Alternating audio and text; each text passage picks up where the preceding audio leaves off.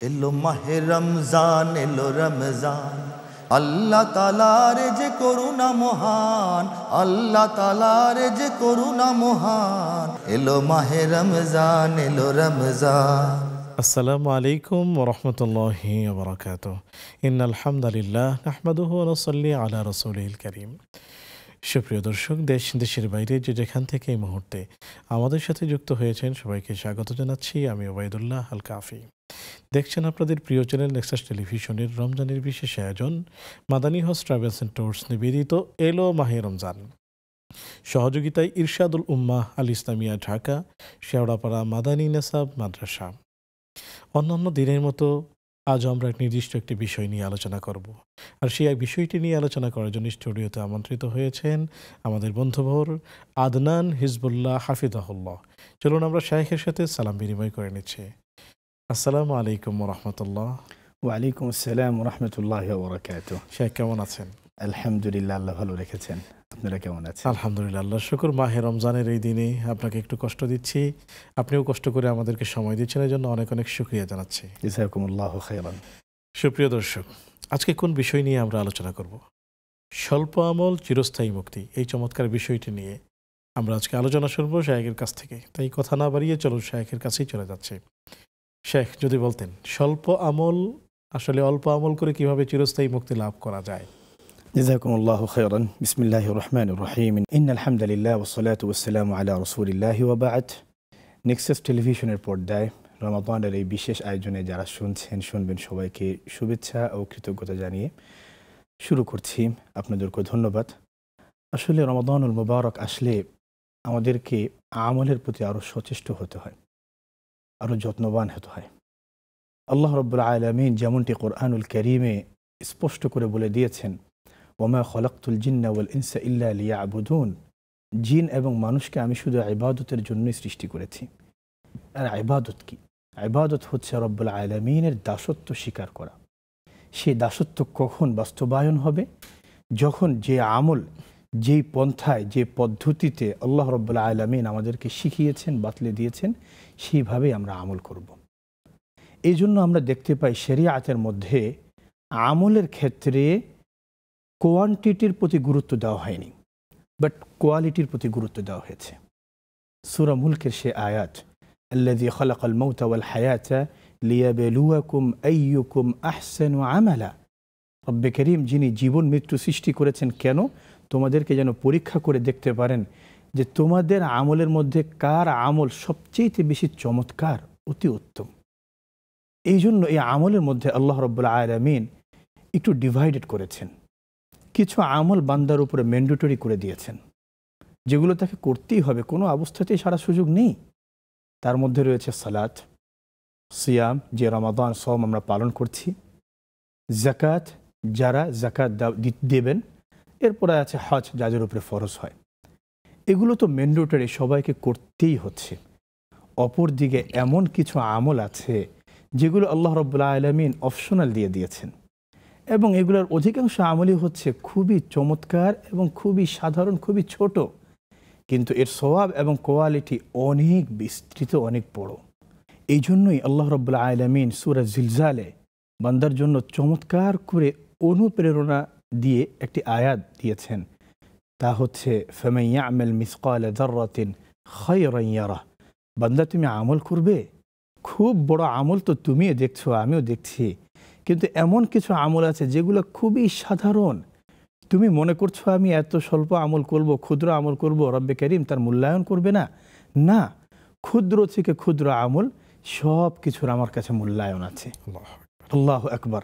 এটা হচ্ছে শরিয়াতের বান্দার প্রতি অনেক বড় একটি মেসেজ। যেমনইভাবে আমাদেরকে অনেক বড় আমলগুলো করতে হবে, ছোট ছোট যে আমলগুলো আছে সেগুলো আমাদেরকে সম্পাদন করতে হবে। তার মধ্যে আমরা আছি এখন রমাদানের মধ্যে। রমাদানের অনেক শিক্ষা রয়েছে, অনেক আমল রয়েছে, যেগুলো আমাদেরকে এই রমাদানে অত্যাবশ্যকভাবে শিখতে হবে, করতে হবে, ছোট হোক বড় হোক। যেহেতু ক্ষুদ্র আমলের আলোচনা এসেছে, তা দিয়ে শুরু করি। তার মধ্যে অন্যতম একটি হচ্ছে এই রমাদানুল মুবারকে আমার জবানের মধ্যে সর্বাবস্থায় ইস্তেগফার থাকতে হবে। ইস্তেগফার, আস্তাগফিরুল্লাহ রাব্বি মিন কুল্লি যামবিন ওয়া আতুবু ইলাইহি লা হাওলা ওয়ালা কুওয়াতা ইল্লা বিল্লাহিল আলিয়্যিল আযীম। যত ধরনের ইস্তিগফার আছে, জবানের মধ্যে আমি সর্বাবস্থায় এটাকে জারি রাখব। আমি ঘরের মধ্যে আছি, বসে আছি, ইস্তিগফার পড়ব। কোনো কাজ করছি, ইস্তিগফার পড়ব। রাস্তা দিয়ে যাতায়াত করছি, ইস্তিগফার পড়ব। এই ইস্তিগফার মানুষকে অনেক উঁচু স্তরে নিয়ে যেতে পারে এবং গুনাহের যে স্পৃহা, গুনাহের যে আকাঙ্ক্ষা মানুষের অন্তরে জাগ্রত হয়, এই ইস্তিগফারের মাধ্যমে সে দূর করতে পারে। এবং কোরআনুল কারীমের মধ্যে যদি আমরা তাকাই, বিখ্যাত একটি ঘটনা, হাসান আল বসরি রাহিমাহুল্লাহ বিখ্যাত তাবেঈ ছিলেন। তার কাছে এক ব্যক্তি এসে বললেন, ওস্তাদ, আমার তো সন্তান হচ্ছে না, আমাকে একটি ছোট্ট আমল বাতলে দেন। তিনি বললেন, তোমার জন্য একটাই আমল, সেটা কি? তুমি ইস্তিগফার করবে। আরেক দল আসলো একদিন, শেখ, আমাদের তো অনেক ফসলাদি আছে, সেই ফসলাদিতে ফসল উৎপন্ন হচ্ছে না, আমরা অত্যন্ত কষ্টে আছি, একটু আমাদের জন্য দোয়া করবেন, একটা আমল বাতলে দেন। বলছে, একটাই আমল, অতি ছোট এবং ক্ষুদ্র আমল, আর তা হচ্ছে ইস্তিগফার করবে। অপর আরেকটি টিম আসলো, বললেন যে দেখুন, আমাদের এখানে নদী আছে, পানি প্রবাহিত হচ্ছে না, অনেক সময় বন্ধ হয়ে যাচ্ছে, আবদ্ধ হয়ে যাচ্ছে, আমাদেরকে একটি আমল বাতলে দেন। শেখ, আমরা দ্বিতীয় এই আমলটি থেকে আসবো ইনশাআল্লাহ একটি বিরতি নিয়ে। সময় হলো আরও একটি বিজ্ঞাপন, বিরতিতে যাবার, ফিরছি একটু পর, আমাদের সাথেই থাকুন। আল্লাহ তাআলার যে করুণা মহান, এলো মাহে রমজান, এলো রমজান। আসসালামু আলাইকুম ওয়া রাহমাতুল্লাহি ওয়া বারাকাতুহু। সুপ্রিয় দর্শক, বিরতির পর সাদর আমন্ত্রণ জানাচ্ছি আপনাদের প্রিয় আয়োজন Madani house travels and tours নিবেদিত এলো মাহে রমজানে। সহযোগিতায় ইরশাদুল উম্মাহ আল ইসলামিয়া ঢাকা, শেওড়াপাড়া মাদানী নেসাব মাদ্রাসা। আলোচনা করছেন শেখ আদনান হিজবুল্লাহ হাফিজাহুল্লাহ। অল্প আমলে কিভাবে অনেক বেশি উপকার লাভ করা যায়, চলুন আমরা শেখের কাছ থেকে শুনি। জাযাকুমুল্লাহু খায়রান। যে আলোচনাটি চলছিল, হাসান বসরি রাহিমাহুল্লাহ তার একটি চমৎকার বিষয়, তিনি কোরআনের মাধ্যমে কিভাবে মানুষকে ইস্তিগফারের গুরুত্ব এবং ছোট্ট একটি আমল দিয়ে অনেক বড় বড় সমাধান তিনি দিয়ে দিয়েছেন। এক নম্বর যেমনটি ছিল, বিভিন্ন ক্ষেত খামার হচ্ছে আমাদের কৃষক ভাইরা করে থাকেন, তা অনেক সময় দেখা যায় যে উৎপন্ন হয় না, ফসলগুলো মরা থেকে যায়। তিনি আমল দিলেন ইস্তিগফার। আমাদের সমাজে অনেক পরিবার আছে নিঃসন্তান, আল্লাহ রাব্বুল আলামিন তাদেরকে সন্তানের মতো নিয়ামত থেকে বঞ্চিত রেখেছেন, হয়তো পরীক্ষা নিচ্ছেন, হয়তো পরবর্তীতে দিবেন। তারও যখন আমল চাওয়া হলো, তিনি বললেন ইস্তিগফার করো। একদল এসে বলল যে আমাদের নদীর মধ্যে পানি নেই, সমুদ্রে পানি নেই, বললেন ইস্তিগফার করো। তখন তাকে জিজ্ঞেস করা হলো, শেখ, সবাই আসলেন, এক একজনের সমস্যা এক একটা, আপনি প্রত্যেককে একটি ছোট্ট আমল বাতলে দিলেন, আর তাও আমলটা অতি সহজ, সেটা হচ্ছে ইস্তিগফার করা, ইস্তিগফার পড়া। কেন, এটার রহস্য কি? তিনি বললেন, আরে এটা কি আমার থেকে দেয়া কোনো আমল না, এটা আল্লাহ রাব্বুল আলামিন কোরআনুল কারীমে বান্দাকে দিয়ে দিয়েছেন। সুবহানাল্লাহ। তুমি সূরা নূহ খুলে দেখো, ফাকুলতু ইস্তাগফিরু রাব্বাকুম ইন্নাহু কানা গফফারা ইউরসিলিস সামাআ আলাইকুম মিদরারা ওয়া ইউমদিদকুম বিআমওয়াল ওয়া বানিন ওয়া ইয়াজআল লাকুম জান্নাত ওয়া ইয়াজআল লাকুম আনহারা। যে যখন নূহ আলাইহিস সালাতু ওয়াস সালামের কাছে তার কওম উম্মতরা এসে বিভিন্ন সমস্যার কথা বললেন, তিনি একটি মাত্র দোয়া শিখালেন যে তোমরা ইস্তিগফার করো, তোমাদের এই ইস্তিগফারের মাধ্যমে সকল সমস্যা সমাধান হয়ে যাবে। তাই এই রমাদানের মধ্যে এই আমলটির প্রতি আমরা অত্যন্ত গুরুত্ব আরোপ করতে পারি। দ্বিতীয় আরেকটি খুবই সুন্দর এবং সহজ এবং ছোট আমল, কিন্তু সওয়াব অনেক বেশি, মুক্তিও এর মাধ্যমে পাওয়া যায়, তা হচ্ছে এই রমাদানুল মুবারকে আমাদের যারা রোজাদার ভাইরা আছেন তাদের জন্য ইফতারির ব্যবস্থা করা। ইফতারির ব্যবস্থা করা, আমি তো আলহামদুলিল্লাহ হয়তো ইফতারি করছি, বাহারি ধরনের ইফতার আমার সামনে আছে, আমার অপর ভাই কি ইফতারি করতে পেরেছেন কিনা, সাধারণ খাবার হোক, সেটার প্রতি গুরুত্ব দিয়ে সবার জন্য ইফতারির ব্যবস্থা করা, অন্তত প্রতিদিন একজনের জন্য হলেও ব্যবস্থা করা। যেমনটি হাদিসের মধ্যে রাসূলুল্লাহ সাল্লাল্লাহু আলাইহি ওয়াসাল্লাম একজন রোজাদারকে ইফতারি করার গুরুত্ব আরোপ করে যেমনটি বলেছেন, যদি আমি কাউকে ইফতারি করাই, তাকে যে সওয়াব দিবে সেই সওয়াব সমপরিমাণ আমাকেও দেওয়া হবে। এবং এর মাধ্যমে আরেকটু তিনি বলেছেন লা ইউনকাসু মিন আজরিহি শাই, তারও সওয়াব কোনোটা কমবে না, আমারও সওয়াব কোনোটাই কমবে না। এখান থেকে মুহাদ্দিসিনরা কি চমৎকার করে বলেছেন যে আমি রোজা রেখেছি একটা, সওয়াব পেয়েছি দুটোর, তিনজনকে করালে তিনটা। সুবহানাল্লাহ, আল্লাহু আকবার। এই আমলগুলো আমরা নিয়ে আসতে পারি। এরপর আরেকটি চমৎকার আমল হচ্ছে আমার প্রতিবেশীর খোঁজ খবর নেওয়া। ইফতারি তো করাবো, কিন্তু আমার পাশের বাসার যারা প্রতিবেশী আছেন তারা কি ক্ষুধার্ত অবস্থায় আছেন কিনা তাদের খোঁজ খবর নেওয়া। হাদিসের মধ্যে প্রতিবেশীর গুরুত্বের ব্যাপারে অনেক হাদিস এসেছে এবং সাহাবীরা এমনটি বলেছেন, আল্লাহ রসুল সাল্লাল্লাহু আলাইহি ওয়াসাল্লাম প্রতিবেশীর ব্যাপারে এতটাই গুরুত্ব আরোপ করেছেন যে আমরা এক পর্যায়ে মনে করেছিলাম আন্নাহু সাইয়ুরিসুহু, যে প্রতিবেশীকে আমাদের মিরাস বানিয়ে সম্পদের হকদারও দিবেন। কিন্তু আজকে আমাদের এই সমাজটা পরিবর্তন হয়ে গিয়েছে, আমরা সবাই আত্মকেন্দ্রিক হয়ে গিয়েছি। যে প্রতিবেশী আছে তার কোনো খোঁজ খবর নিচ্ছি না। তাই প্রতিবেশীরও খোঁজ খবর নেওয়াটা আমাদের জন্য গুরুত্বপূর্ণ। আরেকটি গুরুত্বপূর্ণ বিষয় হচ্ছে যেটা ঈমানের আমলের মধ্যে আছে, এই রমাদান থেকে আমরা শিক্ষা গ্রহণ করতে পারি, তা হচ্ছে আন-নাযাফা, পবিত্রতা এবং পরিচ্ছন্নতার গুরুত্ব আরোপ করা।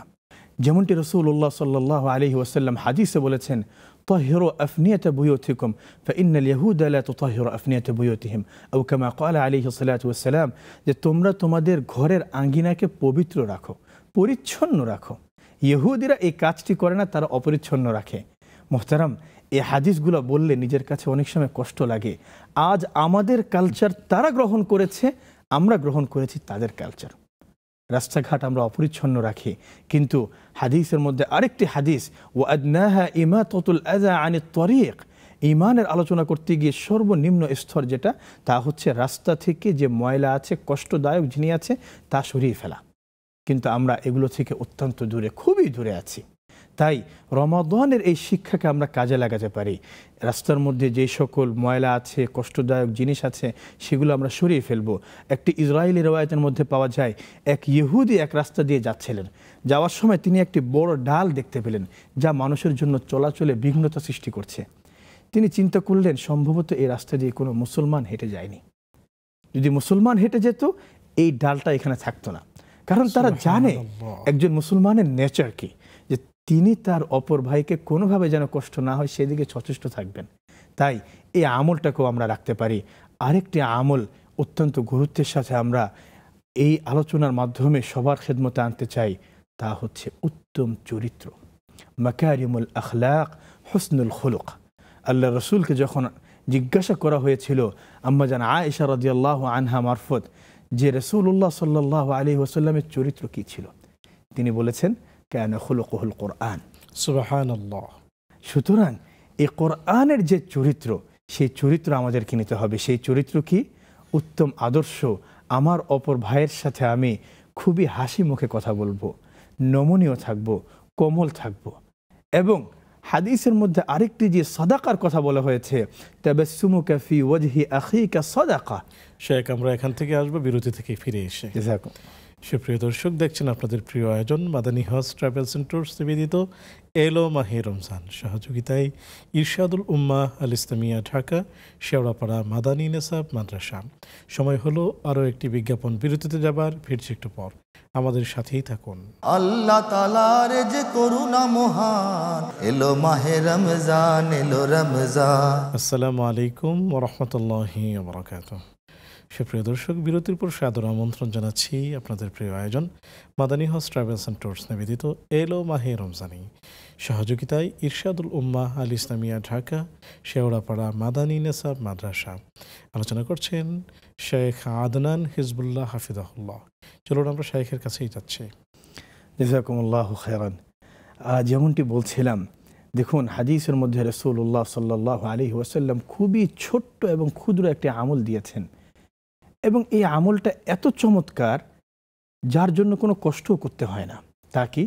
অপর ভাইকে দেখে একটু মুচকি হাসি দেওয়া, এবং এই আমার হাসিটা দেখে তার মধ্যে একটি ভালো ফিল হবে, এর মাধ্যমেও আমি একটি সওয়াব পেয়ে যাচ্ছি। তাবাসসুমুকা ফি ওয়াজহি আখিকা সাদাকা, এই আমলটিও আমরা করতে পারি। এবং সর্বশেষ যে আমলটি খুবই গুরুত্বের সাথে করতে পারি, এটা হচ্ছে আমল না করা, কাজ থেকে বিরত থাকা, সেটা কি? যে কোনো ধরনের অন্যায় কাজ, হারাম কাজ, মন্দ কাজ থেকে আমি বিরত থাকবো, এটাও একটি আমল। সুবহানাল্লাহ। আমার মন আমাকে বলছে তুমি এই কাজটি করো, কিন্তু রমাদান আমাকে বলছে তুমি এই কাজটি করো না, আমি নিজেকে বিরত রাখলাম। আমার মন আমাকে, আমার নফসে আম্মারা আমাকে বলছে তুমি তার এই টাকাটি একটু মেরে দাও, কিন্তু না, আমাকে রোজা বলছে এই কাজটি করা যাবে না। আমার মন বলছে অমুককে একটি গালি দাও, কিন্তু আমার রোজা বলছে গালি দেওয়া যাবে না। এই যে বিরত থাকা, এটাই হচ্ছে একটি বড় আমল। এইভাবে যদি আমরা এই ছোট ছোট আমলগুলো আমাদের লাইফে অ্যাপ্লাই করতে পারি, তাহলে দেখা যাবে রোজার যে শিক্ষা তা আমরা গ্রহণ করতে পারবো, এবং এই আমলগুলো রমাদানে আমরা অ্যাপ্লাই করলে পরবর্তীতে যে সময়টা আছে সেই সময় এই আমলের মধ্যে থেকে আমরা আমাদের সুন্দর জীবনটাকে সুন্দরভাবে পরিচালিত করতে পারবো। শুকরিয়া শেখ। কোরআনের মাস চলছে, রমজান মাস। আমরা এই সময়টা আপনার কাছ থেকে তিলাওয়াত না শুনে থাকতে চাই না। আমি চাই আমি শুনবো এবং আমার সকল দর্শক শ্রোতা শুনবেন আপনার কণ্ঠে কোরআনুল কারীমের তিলাওয়াত ইনশাআল্লাহ তাআলা। জাযাকুমুল্লাহু খায়রান। আউযু বিল্লাহি মিনাশ শাইতানির রাজীম। বিসমিল্লাহির রহমানির রহিম। ইন্নাল আবরারা লাফি নাঈম على الأرائك ينظرون تعرف في وجوههم نضرة النعيم يسقون من رحيق مختوم ختامه مسك وفي ذلك فليتنافس المتنافسون ومزاجه من تسنيم عينا يشرب بها المقربون إن الذين أجرموا كانوا من الذين آمنوا يضحكون وإذا مروا بهم يتغامزون وإذا انقلبوا إلى أهلهم انقلبوا فكهين وإذا رأوهم قالوا إن هؤلاء لضالون وما أرسلوا عليهم حافظين فاليوم الذين آمنوا من الكفار يضحكون على الأرائك ينظرون هل ثوب الكفار ما كانوا يفعلون মাশাআল্লাহ মাশাআল্লাহ জাযাকুমুল্লাহু খায়রান। আল্লাহ ইকরিমাকুম ওয়া ইয়াসআদাকুম। আমিন। শুকরান লাকুম। সুপ্রিয় দর্শক, আমরা মন্ত্রমুগ্ধের মতো শুনছিলাম, তবে শুনতেই মন চাচ্ছিল, আমাদের হাতে আর সময় নেই, বিদায় নিতে হবে। সুপ্রিয় দর্শক, আমরা বিদায় নিচ্ছি। আগামী পর্ব দেখার আমন্ত্রণ জানিয়ে আজকের মতো সে পর্যন্ত ভালো থাকুন, সুস্থ থাকুন। আসসালামু আলাইকুম ওয়া রাহমাতুল্লাহি ওয়া বারাকাতুহু। এলো মাহে রমজান, এলো রমজান, আল্লাহ তাআলার যে করুণা মহান, আল্লাহ তাআলার যে করুণা মহান। এলো মাহে রমজান, এলো রমজান, আল্লাহ তাআলার যে করুণা মহান, আল্লাহ তাআলার যে করুণা মহান। এলো মাহে রমজান, এলো রমজান।